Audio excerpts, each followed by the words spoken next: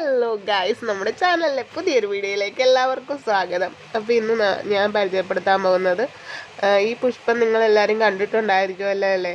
മിക്കവാറും എല്ലാവരുടെ വീട്ടുകളിലും കാണും. പക്ഷെ ആരും അത്ര വലിയ വിലയൊന്നും കൊടുക്കുന്നില്ല ഇതിന്. പക്ഷേ ഇതിൻ്റെ ഗുണങ്ങൾ അറിഞ്ഞു കഴിഞ്ഞാൽ ആരും ഇത് വെറുതെ വേസ്റ്റാക്കി കളയത്തൊന്നുമില്ല.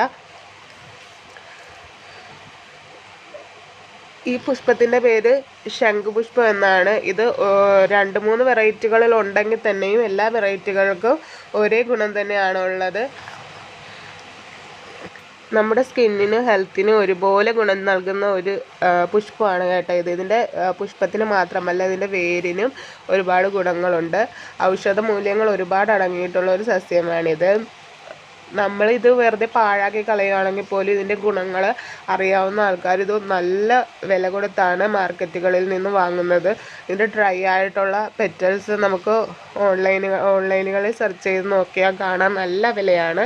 Blue butterfly P petal dry എന്ന് അടിച്ച് നോക്കിക്കഴിഞ്ഞാൽ നമുക്കത് കാണാൻ പറ്റും. ഒരുപാട് ഔഷധ ഗുണങ്ങൾ അടങ്ങിയിട്ടുള്ള ഒരു ഫ്ലവറാണ് കേട്ടോ ഇത്. നമ്മൾ ഗ്രീൻ ടീ ഒക്കെ ഒരുപാട് പൈസ കൊടുത്താണ് വാങ്ങിച്ച് കഴിക്കുന്നത്.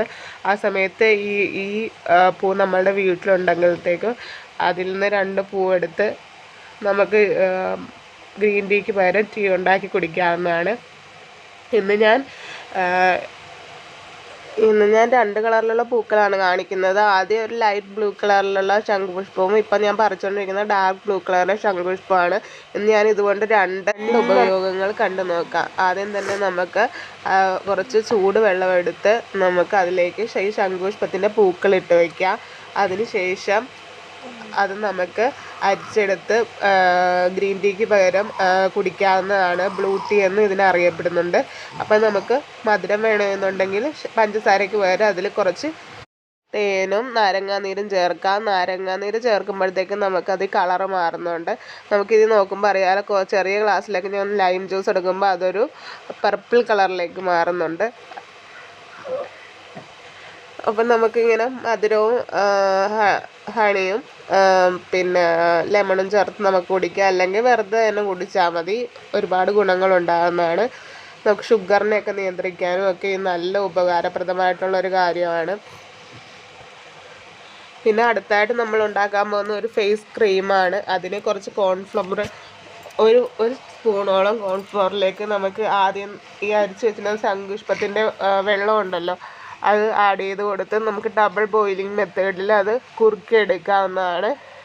അത് ഡയറക്റ്റ് ഫ്ലെയിമിൽ വെച്ച് കുറുക്കിയെടുക്കരുത്. ഡബിൾ ബോയിലിംഗ് മെത്തേഡിൽ വെച്ച് വേണം നമുക്ക് കുറുക്കിയെടുക്കാൻ. ഞാനിപ്പോൾ ഒരു പുട്ടുകുടത്തിൻ്റെ മുകളിലായിട്ടാണ് ഈ പാത്രം വെച്ച് അത് കുറുക്കിയെടുത്തുകൊണ്ടിരിക്കുന്നത്. അത് നമുക്കൊരു ക്രീമിൻ്റെ ഒരു പാകത്തിലേക്ക് എത്തുമ്പോൾ നമുക്കത് ഇറക്കി വെക്കാം. അത് തണുത്ത് കഴിയുമ്പോൾ കുറച്ചുകൂടെ ഒന്ന് തിക്കായി വരും. ഇപ്പം നമ്മൾ ഇത്തി കാണുന്നത് പോലെ കുറുക്കിയെടുക്കാം. അതിനുശേഷം അത് കുറുകി വരുമ്പോൾ അതിൻ്റെ ചൂട് മാറിയ ശേഷം നമുക്ക് ഒരു എയർ ടൈറ്റ് ആയിട്ടുള്ള കണ്ടെയ്നറിലിട്ട് നമുക്ക് ഫ്രിഡ്ജിൽ സൂക്ഷിക്കാം. നമുക്ക് ഒരുപാട് ക്വാണ്ടിറ്റി ഉണ്ടാക്കുന്നതിന് നല്ലത് നമ്മുടെ കുറേശ്ശെ നമ്മുടെ ആവശ്യത്തിനനുസരിച്ച് ഉണ്ടാക്കി ഉപയോഗിക്കുന്നതാണ്. നമുക്കിത് ഫ്രിഡ്ജിൽ സൂക്ഷിച്ച് വെച്ച് ഉപയോഗിക്കാം. നമ്മൾ രാത്രി കിടക്കുമ്പോൾ നമുക്കിത് ഫേസിൽ അപ്ലൈ ചെയ്തുകൊണ്ട് നമുക്ക് കിടക്കാവുന്നതാണ്. നല്ല മാറ്റം തന്നെ വരുമെന്നാണ് പറയുന്നത്. അലോവേര ജെൽ അലർജി ഒന്നും ഇല്ലാത്തവരാണെങ്കിൽ ഈ ക്രീം തണുത്ത് ബോട്ടിലാക്കുമ്പോൾ കുറച്ച് ഫ്രഷ് അലോവേര ജെല്ലും കൂടെ നമുക്ക് ആഡ് ചെയ്ത് കൊടുത്ത് വെക്കാവുന്നതാണ്. അപ്പോൾ അത് എല്ലാവർക്കും പിടിക്കണമെന്നില്ല. അതുകൊണ്ടാണ് ഞാനിപ്പോൾ പറയാത്തത്.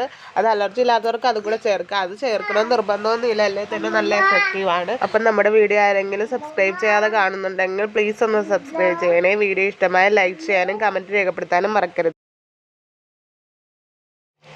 അപ്പോൾ അടുത്ത വീഡിയോ ആയിട്ട് കാണുന്നവരെ എല്ലാവർക്കും ടാറ്റാ.